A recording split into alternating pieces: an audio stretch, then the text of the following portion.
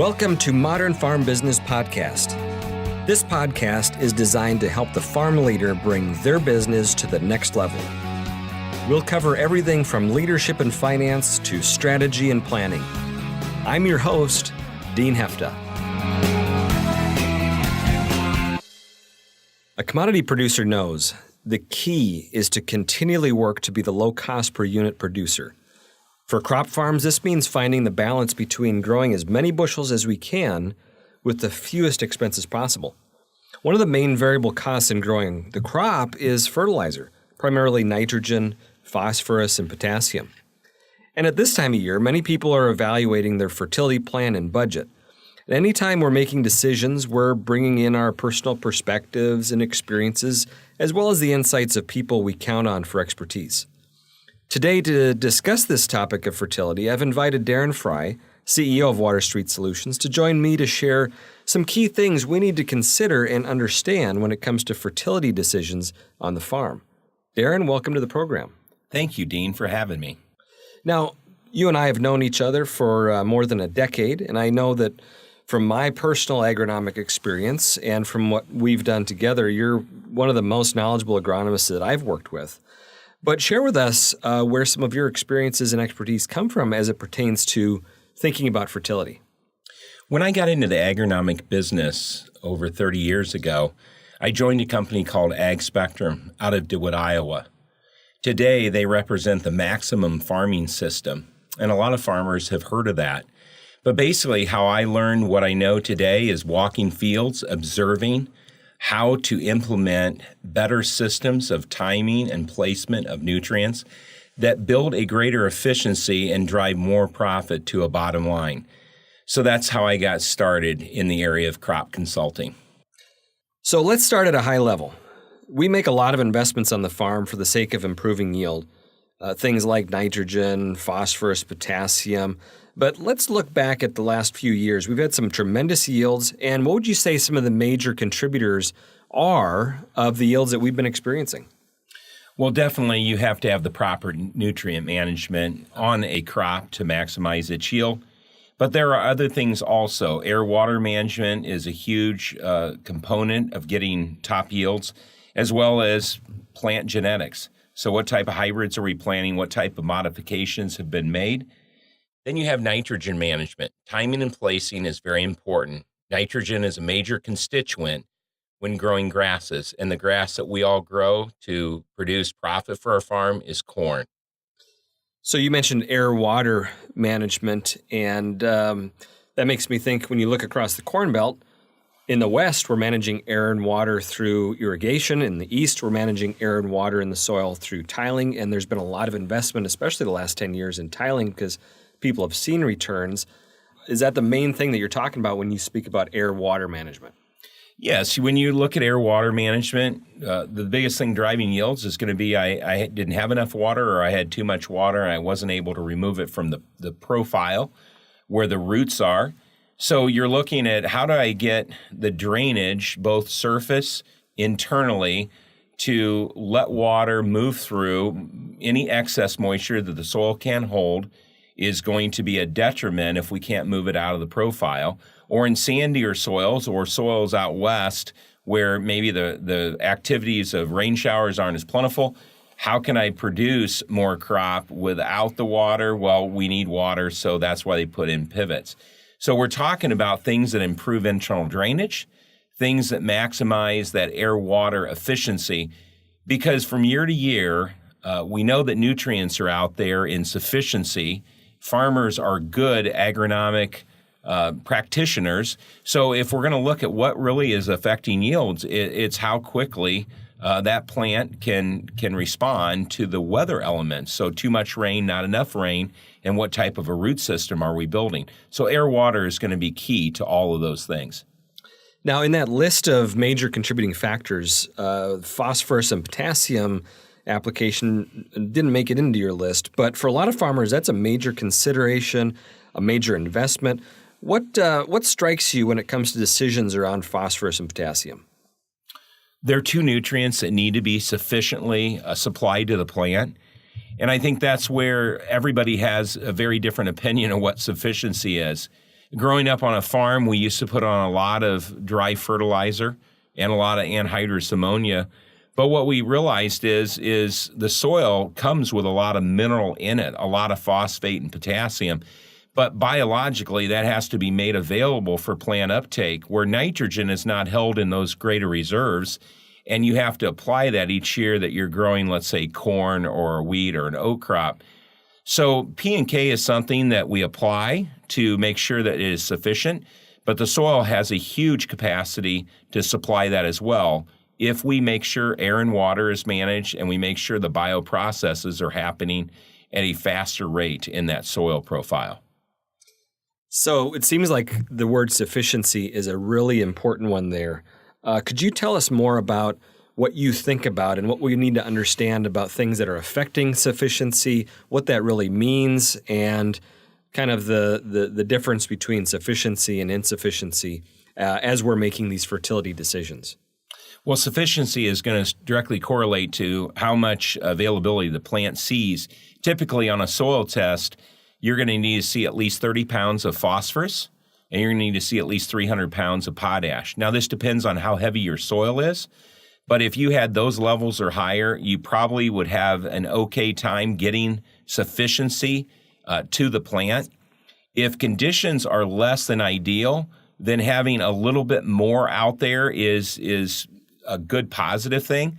But typically, we're over-applying fertilizer because we've been taught that what we take off and remove, we have to replace, and a little bit more is better. You know, Dean, I grew up on a poultry farm, and we would have rations for baby turkeys and then medium stage turkeys and then finally the finishing out of those birds. We also had chickens. We had 30,000 layers. And each of these different age birds had a different ration. And so supplying them with the right nutrients was so important for their maximum growth. What we've gotten away from on the farm when it comes to crop production is there an optimum?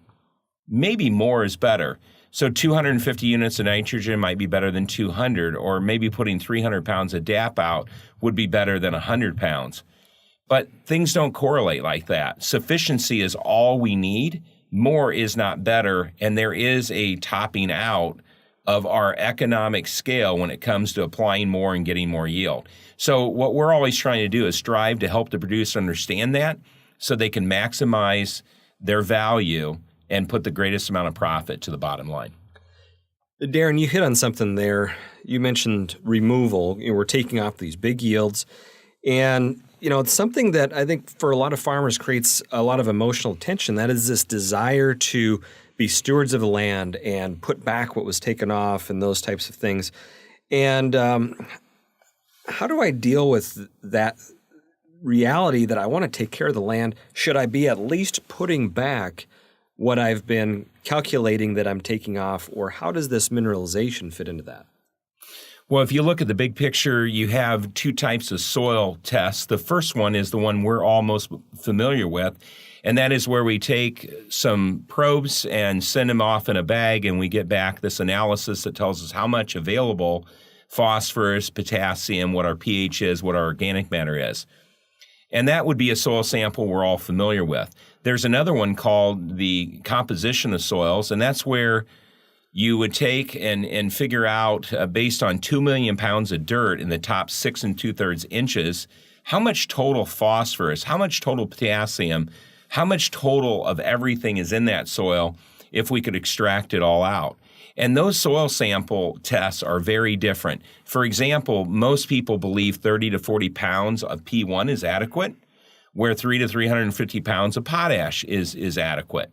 But how much is out there total? Well, in a clay loam, there's 10,000 pounds of phosphorus and 40,000 pounds of potassium.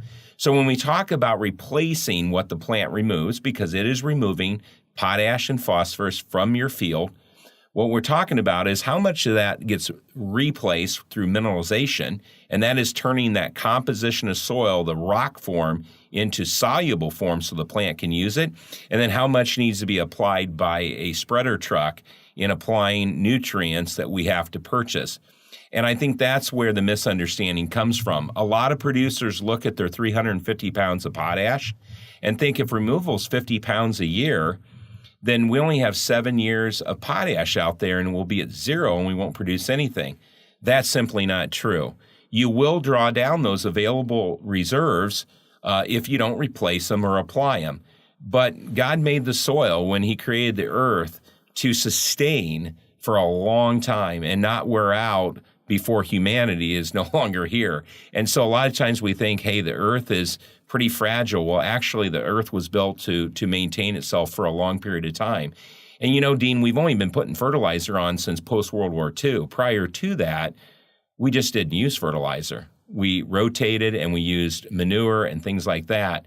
But fertilizer is a fairly new concept in the last 70 years. You mentioned the nutrients are moving from the rock form to a soluble form. Tell us about that. Is it going both ways too? That's a great question, Dean. Yes, it does go both ways. We see the mineralization process is the etching of the larger rocks into the soluble form so the plant can have that nutrient uptake that it desires. When we spread fertilizer out of a spreader truck, it is in the available form already, so those nutrients are actively available to the plant. As they sit there in the soil profile and mix with things like calcium and magnesium, depending on what the pH levels are, we'll see those things tie back up, and that's a fixation process. And that's simply taking place so that things do not leach out of the soil, but they're in a stable form. So then bioprocesses start up again, they can be released to a growing plant. So both are important processes that take place, but typically what we don't understand is that this tie-up or this mineralizing is happening on an ongoing basis as plants are growing in our soil. Previously, you hit on the soil testing, and there's different testing. What should I know about the lab that I'm using or where my tests are actually being analyzed? Well, there's a couple things that you really have to be careful of, and that is that the lab is doing a good job with their calibration and also their correlation to yield. When grid sampling came on the scene about 20 years ago, we saw that we were testing, 160-acre field, we might send in 8 samples. Now we're sending in as many as, 80 samples on a field like that. So the labs had to deal with this surge of soil samples coming at them. And what they did, they went away from the Bray P1, P2, and the ammonium acetate exchangeable for cation nutrients, the Walkley Black for organic matter, simple pH tests. And what they did is they adopted a Malick test, which extracts more of those nutrients all in one swoop. And as they did that, they now had numbers that weren't correlated to what all the research and science said back in the 50s and 60s when we brought out these fertilizers. So what we have found working with farmers is sometimes these tests are fairly accurate. Sometimes these are hard to believe in their accuracy.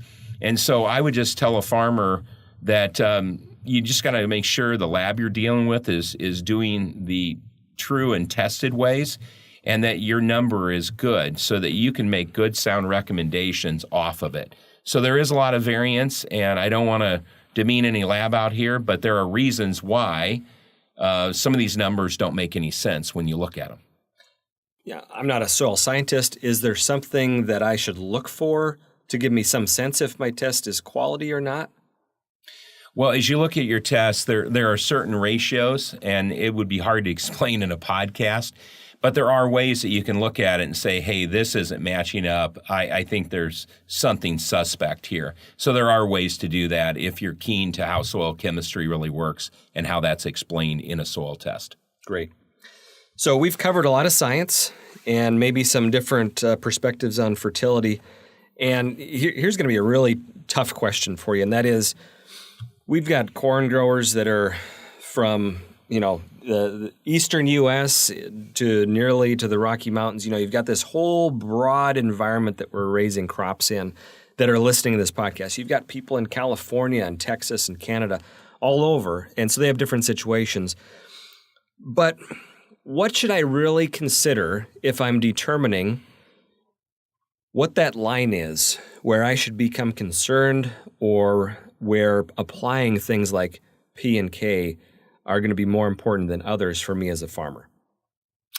Well, certainly you can go after these basic levels that you're trying to achieve. But what we find in most cases is farmers have been really strapped the last 3 or 4 years, as it's been hard to make a profit margin growing corn and soybeans due to depressed prices and good yields and just the world market the way it is.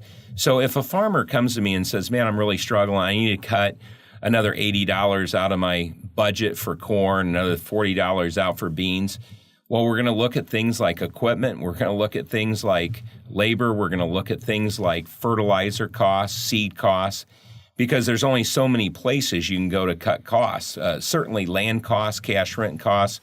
So you're going to look at each one of these. One of the ways that a farmer can reduce his inputs for this year, and probably for a few years without having any detriment to yield, is in the dry fertilizer side. And that's simply if he has been applying it on a consistent basis. He's on soils that have been built up.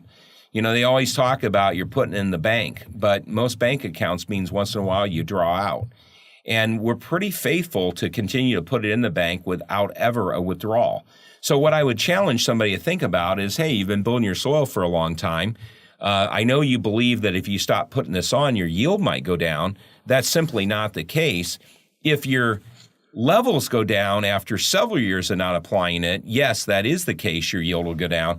But 1 or 2 or 3 years isn't going to matter a bit if you have built up soils. And so this is a place where you can make a withdrawal, you can get through this tough spot until prices can recover, and you can maybe get into black ink versus red ink. So that's what a producer needs to consider. If you're on poorer soils and you haven't had the farm long and it isn't producing well and you're in the midst of building it up, that probably would not be a farm to do it with. But farms that you have farmed for a long time, you certainly a year or 2 or 3 could get by, and it could really help you out in a tough spot. Great. Any other parting thoughts on this topic before we wrap up? Well, one thing I would say is a lot of people define fertility by a soil test level that they find on their soil tests. Like one soil has 40 pounds of phosphorus and the next one has 80. So they believe that 80 is more fertile. And this happens with every nutrient, by the way. But I would tell you that if you look up fertility or what is fertile in the dictionary, it is not going to reference a P or a K level. It's going to talk about where production maximizes itself, where the optimum production is. And so a lot of times farmers believe more is better and higher testing soils are going to be more fertile. This is where it goes back to my original list around air, water, plant genetics, nitrogen, timing and placement. What's the weather like? What's our disease management like? Phosphorus and potash are very important that you reach sufficiency. But as far as if you put them all in an order, they would be down the list way below air, water, way below plant diseases, way below genetics. That doesn't mean they're not important. It just means they can't be number 1 and 2 or number 2 and 3 behind nitrogen. So fertility is where you reach the maximum amount of yield. That is what fertile is. And a lot of times that's not where your highest testing areas of the field are. It's where your lower testing areas are. And so I think that's one thing people should consider. I know a lot of people might disagree with that, but if you give that some thought and ruminate on that for a while, it sure makes a lot of sense. Darren, thank you so much for your insights on this really important topic. Making input decisions can be really taxing because we want to make sure we're doing everything we can to maximize production. And thank you all for joining me in this episode of Modern Farm Business Podcast. As always, you can share your thoughts with me at dean@modernfarmbusiness.com. If you haven't yet, be sure to subscribe to this show wherever you get your podcasts. And I have a favor to ask. Take a moment right now to picture a friend of yours. Now, as a favor to me, send them a text message right now and encourage them to check out Modern Farm Business Podcast. I look forward to seeing you again next week.